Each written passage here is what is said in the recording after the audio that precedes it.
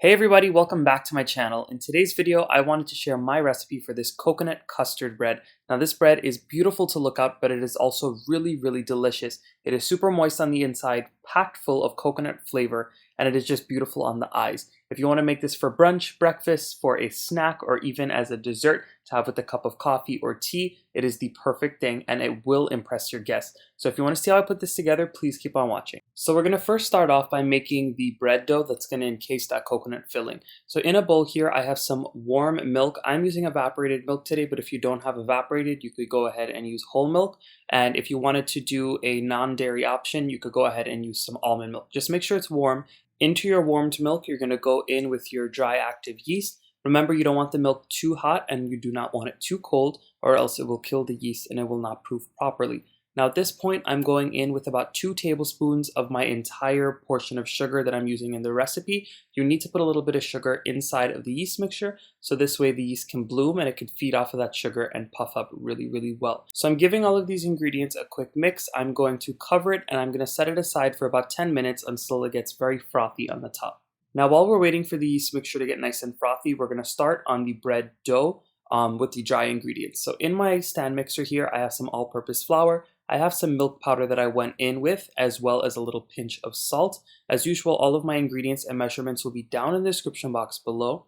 I'm also going to go in with some melted butter as well as Crisco or vegetable shortening. Again, if you don't have butter or you don't have shortening and you only have one or the other, you can go ahead and make use of those. And I'm just going to mix these ingredients. Once you mix all of these ingredients together and it resembles fine breadcrumbs, you're going to go ahead and add in your custard powder. Now I'm using custard powder as well as milk powder today because by adding them in, it's going to make for a very rich bread dough. So that's why I'm using it today and I totally recommend it.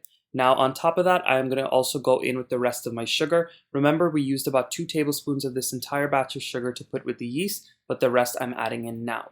And as you guys can see, I'm using a combo of brown and white sugar. That's just because it's what I had on hand. I was running out of white sugar, but if you only have one or the other, you can make do with just one.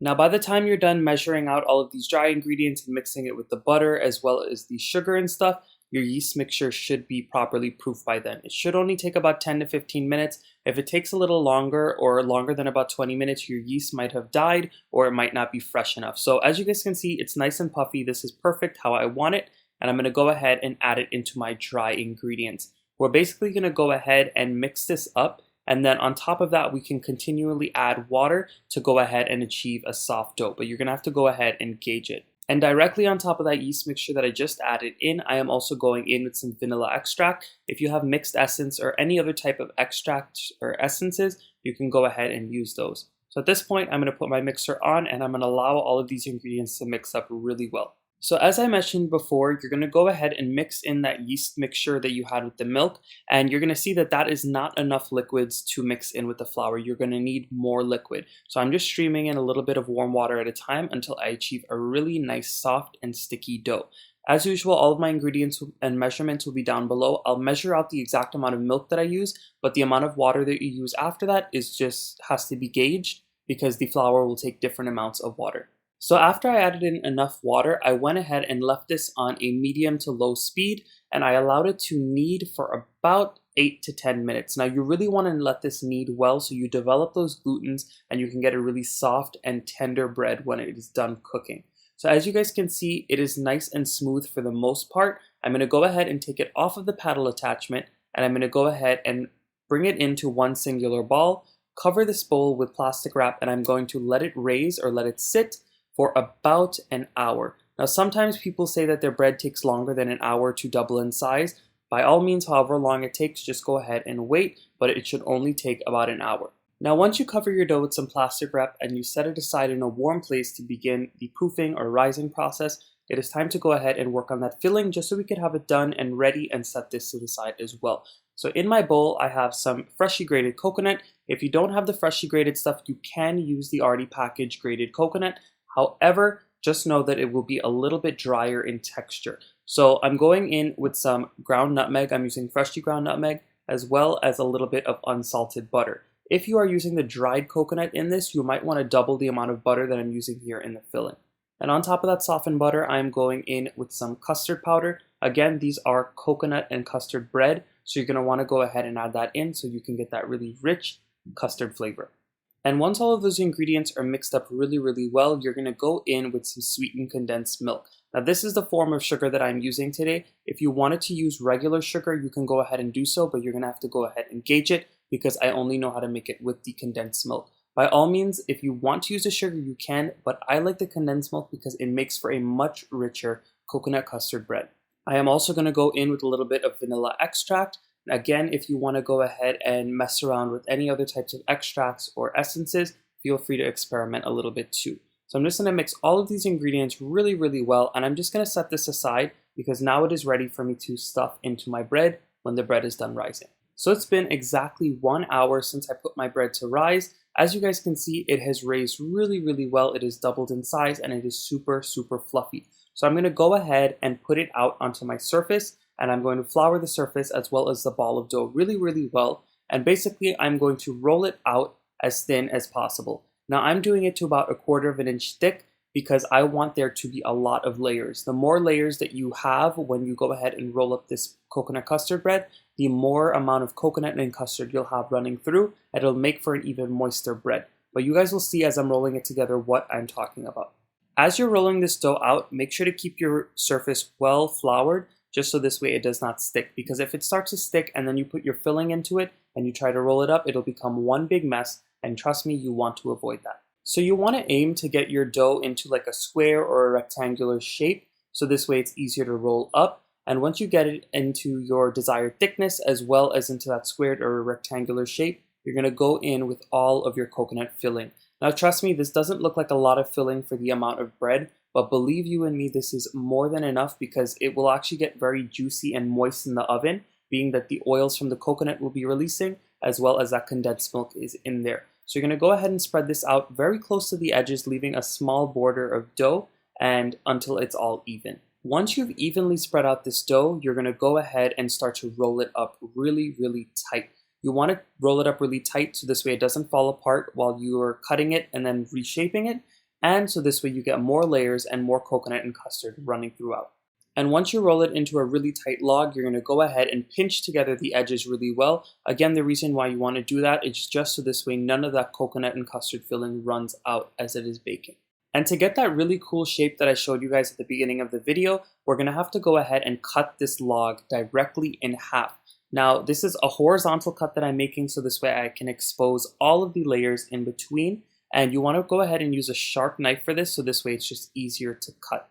So once you've gone ahead and cut this log in half, you want to keep the exposed layers up top facing you, and then you're going to pinch together one side and then you're going to braid it. Now this is just a braid with the 2 pieces of dough, so it should be very simple, but basically you're just going to braid it until you get to the end and you're going to pinch together the other side really, really well so it doesn't unravel. And once you get a beautiful shape such as this, you're going to go ahead and put it into your desired pan that you want to bake it in. Now I'm going to put it in a bread pan today because I really like that shape that it gives, especially when you go ahead and slice it. It stays in really nice slices. But by all means, if you wanted to put this on a cookie sheet and have more of a looser and longer type of bread, you can go ahead and do that as well. Just make sure that whatever pan you use, you butter it really, really well like I did, or you can go ahead and use some parchment paper to line the bottom. So here's what the bread looks like in my buttered pan. Again, I'm using the bread pan, but use whatever type of pan that you want.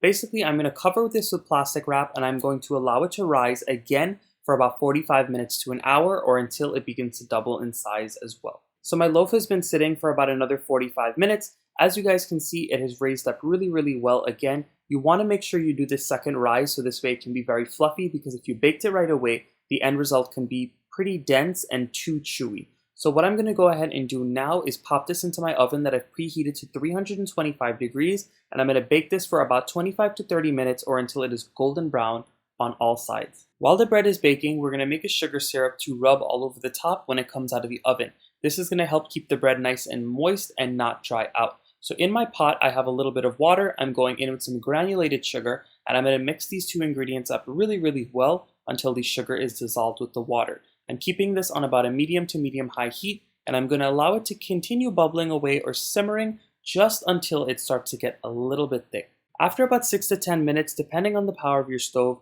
your sugar syrup should be done. The way that you test it is you want to allow a little bit to cool on the bottom of your spoon, and then you want to feel it in between your fingers. Be careful not to burn yourself, And once you feel in between your fingers that it has a sticky texture to it, then you can go ahead and remove it from the heat. Alright guys, so I just pulled this beautiful coconut custard bread out of the oven. As you guys can see, it has all of those layers beautifully exposed. It's going to be super moist on the inside, and it has that nice little crunch on the outside from all the coconut as well as the bread. So as soon as it comes out of the oven, you're going to want to go ahead and brush it liberally with the sugar syrup that you have made. Now, it is up to you to use how much sugar syrup you want. I gave an amount that I usually like to use. I use about 3/4 of it whenever I make this bread, but use as much or as little as you'd like. Just make sure to get it all over the bread. Once you've rubbed that sugar syrup all over the bread, you're going to allow this to sit in the pan for about 20 to 25 minutes, or basically until it is only warm to the touch. If you cut it while it is too hot, the bread will fall and then it will become very dense and chewy on the inside. So here is the moment of truth, guys. I just pulled my bread out of the pan. It was about 20 minutes that I was allowing it to cool, and now I am slicing off a piece from the end.